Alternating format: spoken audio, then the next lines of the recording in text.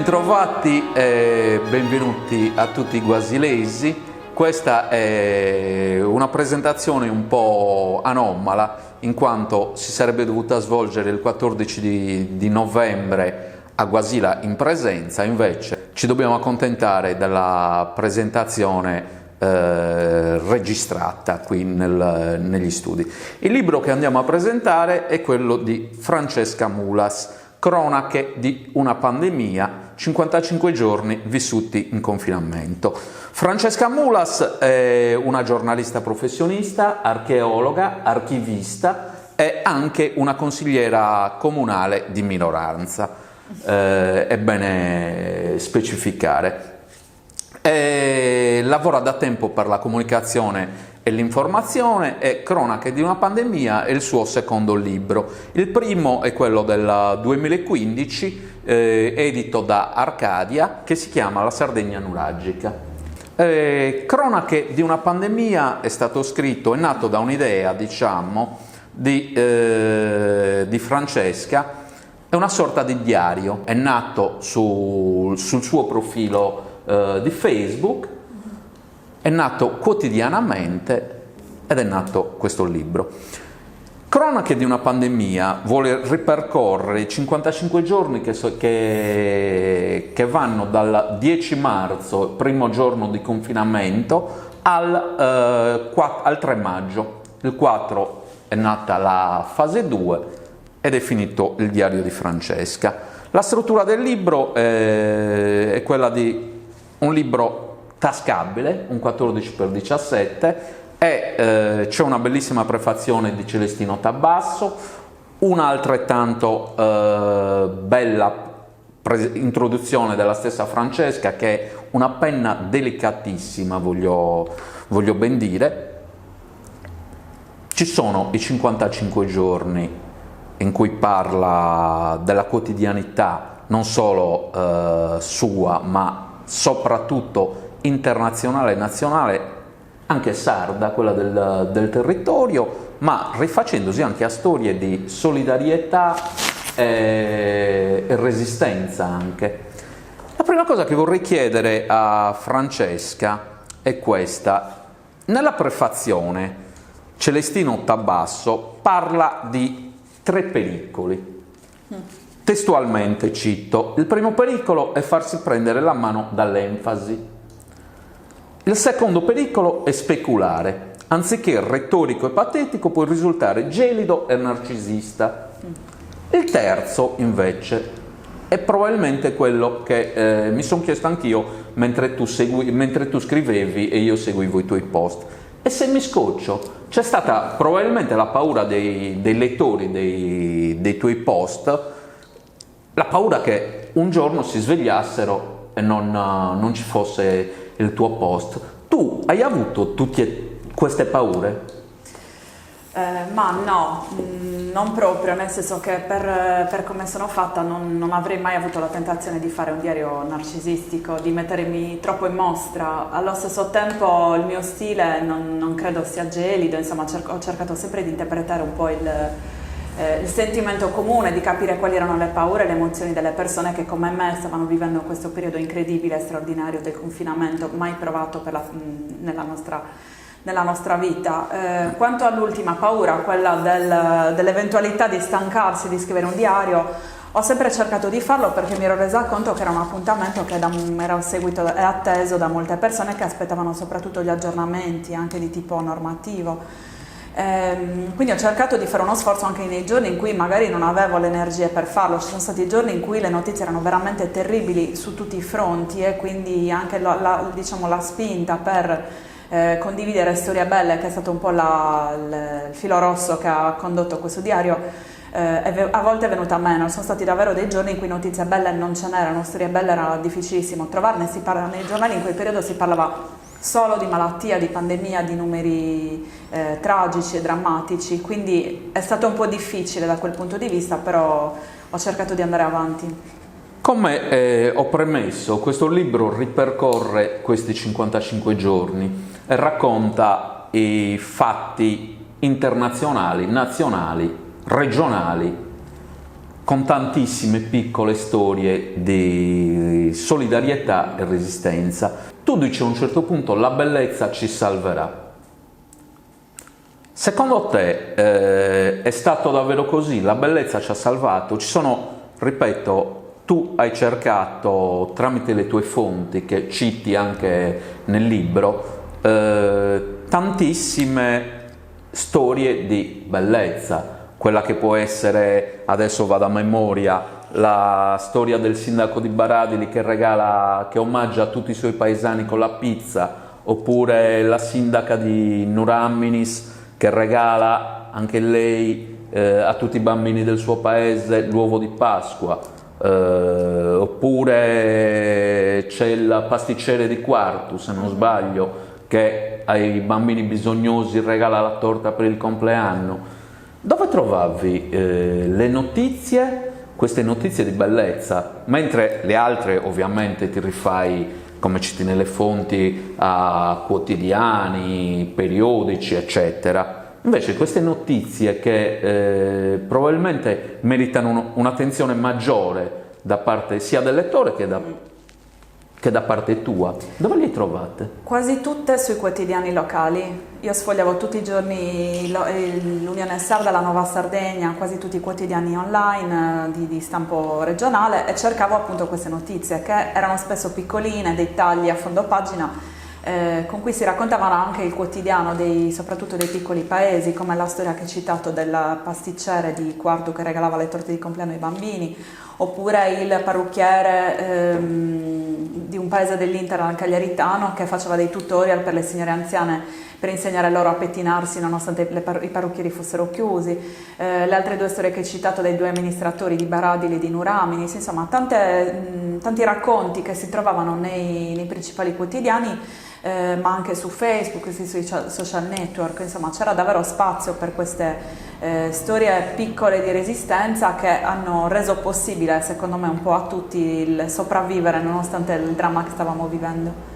Ci sono le belle storie, perfetto. Queste che abbiamo citato sono tutte storie davvero che riempiono il cuore di tutti gli uomini di buona volontà. E invece c'è anche la tragedia. E si cita la tragedia soprattutto in un caso, soprattutto nel primo caso della scomparsa di un sardo, del primo sardo, quella di domenica 10 marzo, se non sbaglio, no, domenica 15 marzo, Carlo Tavinio. Carlo Tivinio. Sì. Carlo Tivinio. Tu a un certo punto del tuo post dici: oggi non c'è spazio per le parole, le notizie, le chiacchiere, l'ottimismo e la riflessione. È un post probabilmente quello più breve che hai scritto su Facebook. Invece oggi, a distanza di 8 mesi, qual è l'emozione che ti provoca la figura di Carlo Tivinio, ma soprattutto il primo dolore che è stato dato alla nostra regione? Carlo è stato la prima vittima che conoscevamo, perché in quel periodo, ricordiamo che siamo ai primi di marzo, quando la pandemia era una cosa un po' lontana, ecco, in quei giorni pensavamo al coronavirus come a qualcosa che riguardava le regioni del nord Italia e che ci toccava marginalmente. Invece in quei giorni abbiamo dato un volto, uno sguardo a questa malattia, ed era quella appunto di un lavoratore, di un nostro concittadino che tutti conoscevamo. L'emozione è stata questa, vedere in faccia per la prima volta la malattia. Ecco perché una morte che ha colpito veramente tutta la nostra comunità. Poi da quel momento in poi purtroppo ci sono state altre vittime, però quel 15 marzo è stato veramente il giorno in cui abbiamo toccato il dramma. Abbiamo parlato delle storie di persone comuni, quelle di Carlo. Poi ci sono le storie, quelle già citate, dei sindaci, dei pasticceri, dei comuni mortali, di chi ha un mestiere e cercava di metterlo a disposizione della società. Poi ci sono invece certe figure, tra queste pagine, nei tuoi post, certe figure che internazionali, diciamo, conosciute da tutti. C'è la storia di Boris Johnson, oppure la regina Elisabetta col suo intervento del virus, oppure il Papa. Sì. Il Papa, cosa ricordi? A me è uno dei capitoli che ha emozionato maggiormente, cioè la figura del Papa in quel lontano 10 aprile, credo, no? Il 12 era Pasqua, sì, più o meno era il venerdì, sì, il venerdì santo, sì, dunque venerdì 10 aprile, non vado neanche a controllare perché il 12 era la Pasqua. Cosa hai pensato tu quando hai visto il Papa da solo? Cosa ho pensato? È stata un'emozione enorme, al di là del fatto che uno creda o meno e che provi interesse nel partecipare ai riti religiosi cristiani, però vedere il Papa da solo in quella piazza gigantesca che noi siamo abituati a vedere piena di persone che arrivano da tutto il mondo è stata sicuramente un'emozione forte. Sono immagini che non abbiamo mai visto prima, appunto il Papa che prega da solo, la piazza San Pietro vuota, ma anche la regina Elisabetta che pronuncia il discorso davanti alla nazione. Insomma, sono stati davvero momenti incredibili che mai avremmo pensato di conoscere. Invece le storie sarde, quelle dei paesi, quelle di Cagliari, di una Cagliari vuota, sì. Di cosa tu che sei abituata a vivere la tua città sempre a 360 gradi, cosa hanno provocato e cosa ti hanno spinto a scrivere? Per esempio io ricordo benissimo la figura perché c'è da premettere, scusate, il fatto che Francesca accompagnava i suoi post su Facebook ogni volta con una fotografia inerente il pezzo. E una delle maggiori emozioni che io che la seguivo quotidianamente mi ha provocato è quella di vedere un signore di Miana Sardo sopra l'asinello, a dorso dell'asinello con la mascherina.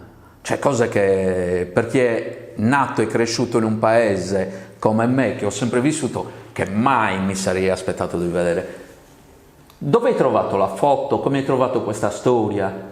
La foto l'ho trovata sui social, come tante immagini che circolavano in quei giorni, ne hanno parlato anche i quotidiani sardi, e sì, è un'immagine che ci ha colpito perché per noi la mascherina prima di febbraio era un oggetto quasi raro, praticamente era legato soltanto all'uso che ne facevano persone immunodepresse, oppure alle immagini che arrivano dal Giappone e dalla Cina, dove le persone le usano normalmente. Adesso è diventato un oggetto di uso quotidiano, quindi vedere in quei giorni un vecchietto che in sella al suo asino andava in campagna con la mascherina e anche con l'autocertificazione a portata di mano ben compilata, insomma, ci ha fatto un po' sorridere, però ci ha fatto anche riflettere.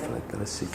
Invece per quanto riguarda la città era strano vedere le strade completamente deserte. Per noi che siamo abituati a vedere Cagliari che è costantemente frequentata dai lavoratori, da persone che arrivano da tutta la Sardegna, da turisti, da cittadini che la affollano in tutti gli angoli, passare in Viale Marconi, passare in Piazza Ienne o passare in Piazza Repubblica e vedere le strade completamente vuote è stato veramente strano. In quel periodo, tra l'altro, moltissime persone appassionate di fotografia hanno cercato di documentare questa città così spettrale e hanno creato delle immagini davvero belle e suggestive. Tantissime foto sono state scattate da persone che magari portavano in giro i cani o facevano sport perché erano le uniche attività praticamente consentite e facevano fotografie molto belle appunto con questi scenari deserti, insomma una città che mai avremmo immaginato di conoscere, di vedere. Un'altra cosa che salta all'occhio per chi ha avuto e avrà, spero in tanti, la fortuna di leggere il libro di Francesca è sempre mettendo Cagliari al centro dell'isola la figura di Sant'Efisio, della festa di Sant'Efisio. C'è una sorta, nelle tue parole, c'è una sorta di riflessione soprattutto sulla festa di Sant'Efisio, la tristezza, ecco, la tristezza di vedere una festa riconosciuta da tutti i sardi come la festa della Sardegna e non solo la festa di Cagliari, vedere questa macchina che porta il santo sino a Nora. Cosa ha provocato davvero la vestizione dell'Alternos in solitaria? La festa di Sant'Efisio è vissuta tutto l'anno. Noi conosciamo la festa del 1° maggio, ma in realtà è da gennaio in poi che ci sono delle celebrazioni legate a Sant'Efisio. Quindi da marzo, quando ci hanno chiuso attraverso aprile e fino a maggio, noi abbiamo vissuto tutte queste fasi in cui il simulacro era lasciato completamente solo e tutte queste cerimonie venivano celebrate o a distanza o in videoconferenza o con gesti simbolici. Per esempio, arrivando al 1° maggio, la vestizione del santo che inizia qualche giorno prima, che appunto il simulacro è stato vestito dai confratelli a lutto, perché hanno deciso appunto di celebrare comunque la festa, di sciogliere il voto che la città di Cagliari ha fatto a Efisio tanti secoli fa, però con gli abiti del lutto, prima volta appunto in tantissimi secoli. È una festa non solo religiosa, ma una festa di comunità, quindi tutta la città e tutta la Sardegna si stringe attorno a questo rito e partecipa attivamente. Invece in quel giorno abbiamo visto delle immagini del simulacro che veniva portato in solitaria, insomma sono state delle immagini molto commoventi. Però mi hai detto appunto mancava la gente, però una cosa non è mancata, come anche il richiamo della tua copertina, della copertina del libro, che è un disegno di Stefania Ariu, stavo per dire il nome della sorella, invece questa è quella brava, come dice sempre Cristina. Sarramadura non è mancata. Sì, me ne vuoi parlare? Certo, è uno dei simboli che accompagnano la festa di Sant'Efisio del 1° maggio, cioè appunto questa raccolta di petali che viene poi, questi petali che vengono lanciati per fare un tappeto colorato e profumato prima del passaggio del santo. In una festa così in tono minore, però qualcuno ha voluto comunque contribuire con questo passaggio sui petali e ha raccolto spontaneamente dei fiori che poi sono stati consegnati a Luciano Bonino, che è uno stilista, artista che ha la casa proprio a Stampace, in una delle strade dove passa solitamente il santo. Quindi le persone hanno portato questi petali da lui e lui prima del passaggio del simulacro ha lanciato dal balcone questi petali, salvando così il rito del Sarramadura. Durante soprattutto i primi giorni, dunque la metà di marzo, si vedevano sempre dei cartelli, lenzuoli con la scritta andrà tutto bene, ne usciremo migliori. Io ho i miei dubbi che ne siamo usciti migliori o peggiori non lo so, però sicuramente siamo venuti fuori come diversi. È una cosa che non avevamo mai vissuto, che probabilmente neanche immaginato una cosa del genere, mentre i primi giorni, anche per esperienza personale, poteva sembrare un periodo di riflessione, invece molto probabilmente c'è stata anche la rabbia delle persone che se la sono prese con i DPCM di Conte, col governo, con la regione, con chiunque poteva essere una vittima. Secondo te questa è stanchezza della situazione oppure proprio astio nei confronti delle istituzioni?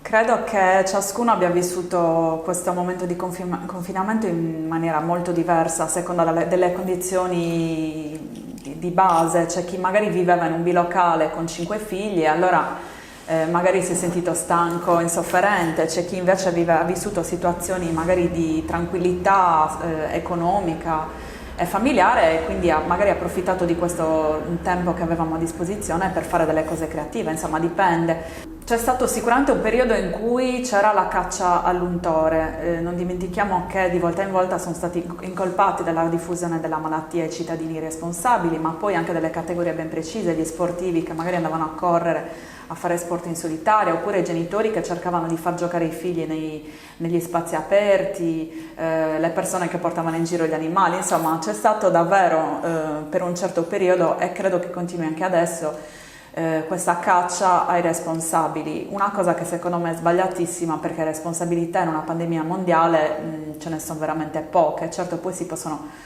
criticare i modi di gestione dell'emergenza sanitaria, ma indubbiamente non sono le persone singole responsabili.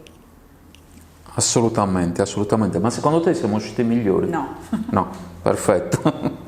Tu hai scritto il primo post il 10 marzo, data principe del lockdown.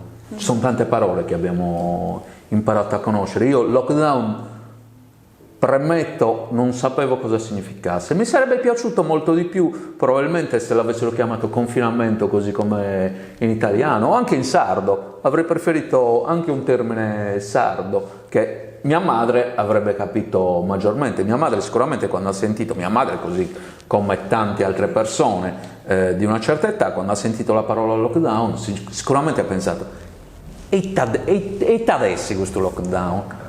Semplicemente un incugiamento, un accorramento, uno stare a casa. Anche la comunicazione è molto importante, certo, anche da questo punto di vista. Probabilmente ci avrebbe già dovuto pensare l'amministrazione, non dico regionale, ma almeno quella comunale.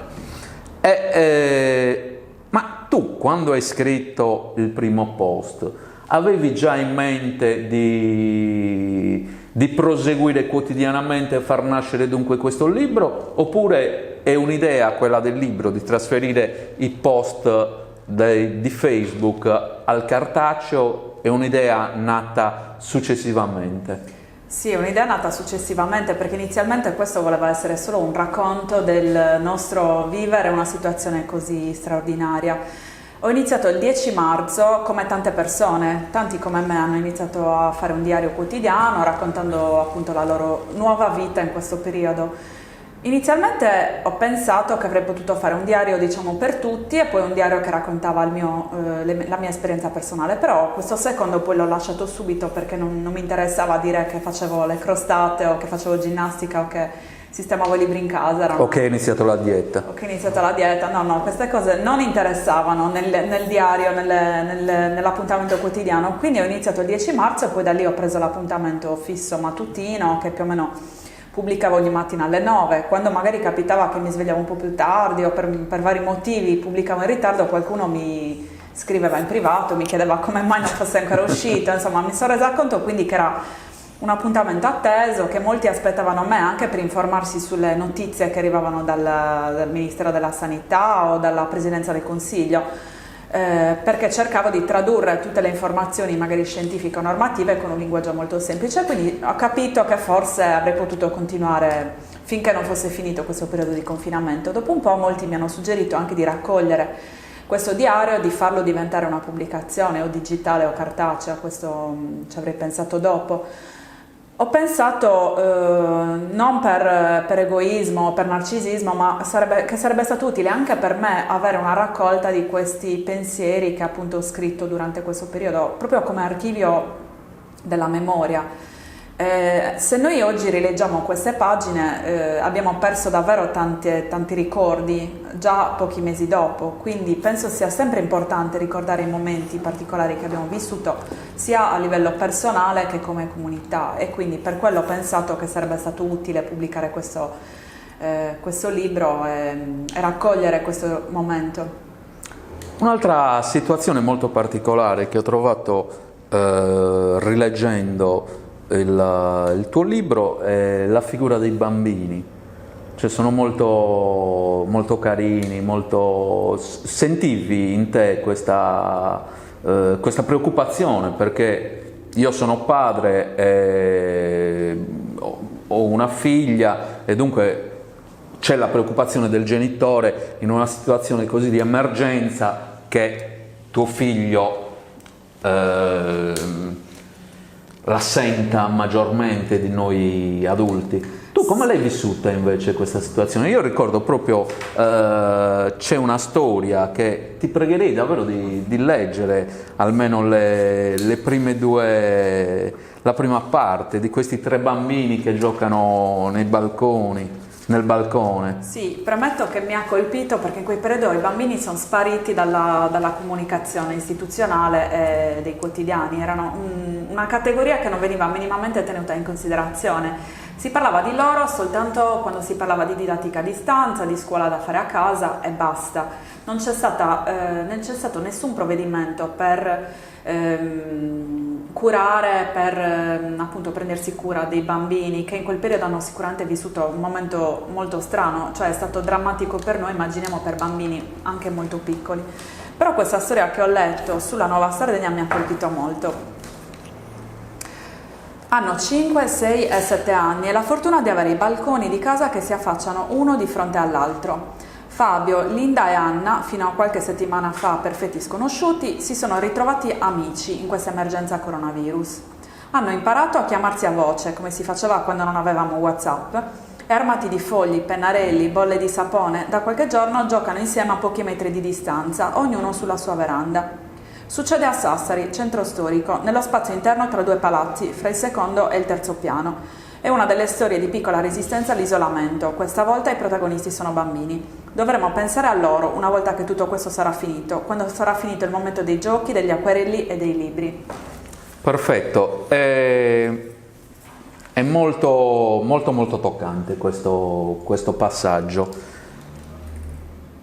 Un'altra cosa che salta all'occhio, io faccio un'altra premessa, questo libro l'ho letto nel mese di maggio, anzi l'ho letto piano piano dal 10 marzo al 3 maggio, però poi l'ho rivisto successivamente quando è stato messo in cartaceo, appunto.